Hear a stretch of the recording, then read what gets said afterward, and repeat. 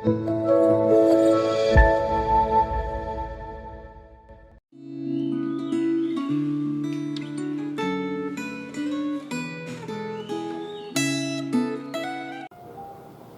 saudara-saudara yang dikasihi Tuhan.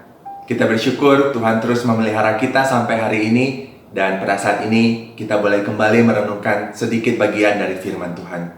Mari kita berdoa, kita minta pimpinan Tuhan. Bapa kami yang di surga, kami bersyukur untuk berkat-berkat yang Tuhan berikan pada kami. Kami bersyukur untuk hari ini. Dan kami bersyukur kami boleh kembali merenungkan bagian dari firman Tuhan. Kami berdoa supaya Tuhan yang memimpin kami, Tuhan yang mengurapi kami dengan Roh-Mu yang kudus, supaya kami boleh memahami firman Tuhan, dan supaya kami boleh hidup sesuai dengan kehendak-Mu. Berbicaralah kepada kami Tuhan, dalam nama Tuhan Yesus kami berdoa. Amin. Saudara, pada hari ini renungan kita terambil dari 2 Raja-Raja pasal yang ke-7, dan saudara-saudara diharapkan sudah membaca terlebih dahulu pasal ini. Tapi saya akan membaca hanya 2 ayat yang terakhir, yaitu dari ayat yang ke-19 sampai yang ke-20. 2 Raja-Raja pasal yang ke-7, ayat yang ke-19 sampai yang ke-20 berbunyi demikian.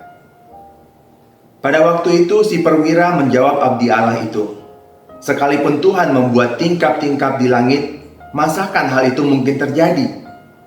Tetapi Elisa berkata, "Sesungguhnya engkau akan melihatnya dengan matamu sendiri, tapi tidak akan makan apa-apa daripadanya." Demikianlah terjadi kepada orang itu. Rakyat menginjak-injak dia di pintu gerbang, lalu matilah ia. Saudara yang kekasih, di dalam kehidupan kita setiap hari kita harus membuat banyak pilihan. Kita selalu dihadapkan dengan berbagai pilihan. Mulai dari bangun tidur, kita harus memilih apakah kita akan langsung bangun atau kita tidur-tiduran lagi.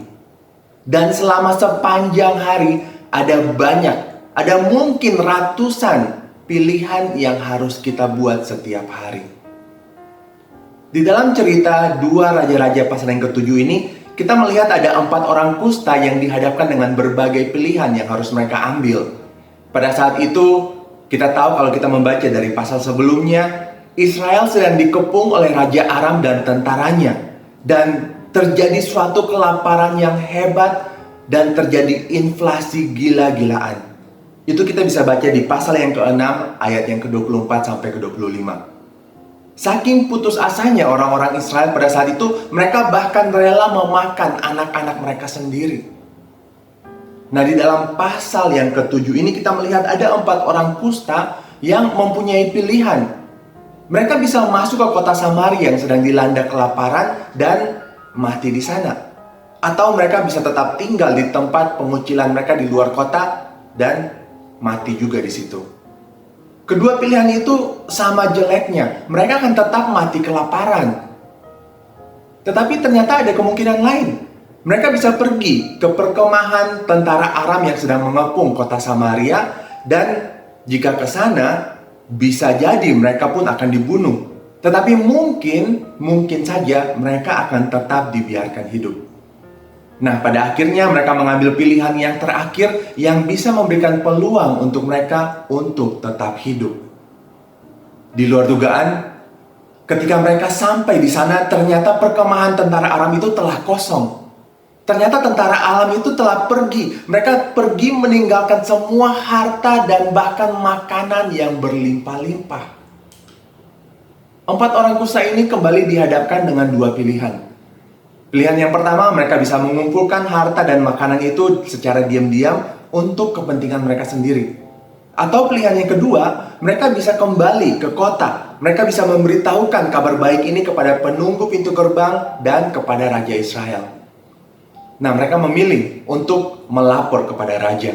Meskipun awalnya mereka tidak dipercaya, tetapi pilihan itu membuat mereka menjadi pahlawan bagi orang Israel.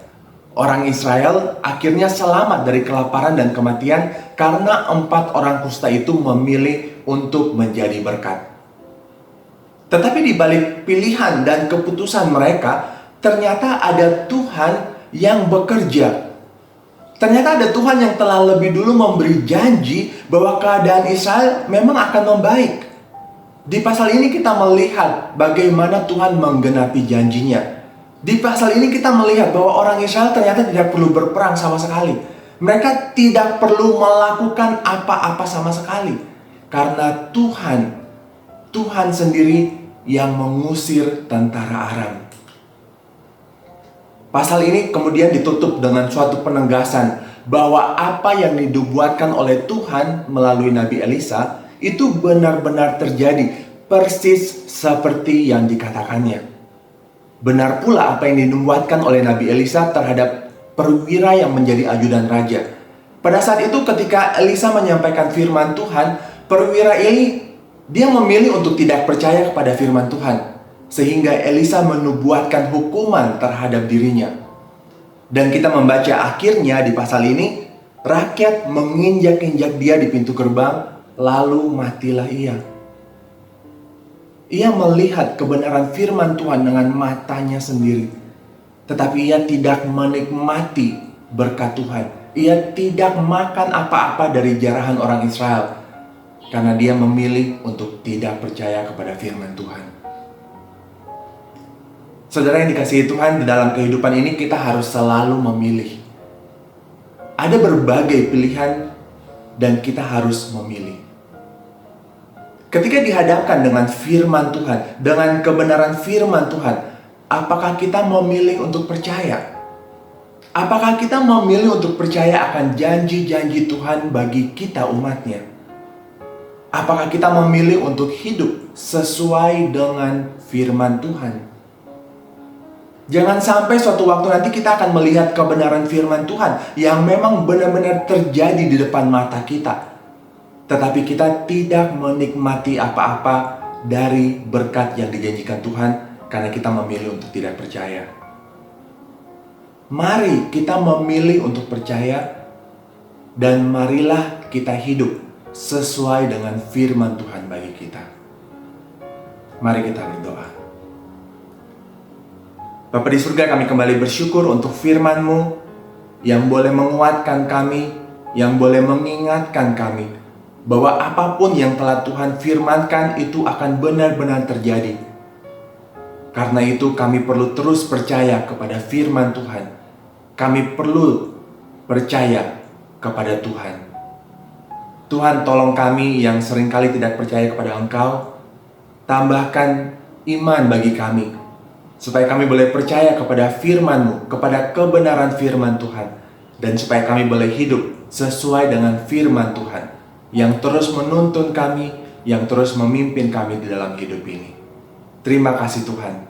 Dalam nama Tuhan Yesus kami berdoa. Amin. Demikian renungan kita pada hari ini. Tuhan Yesus memberkati.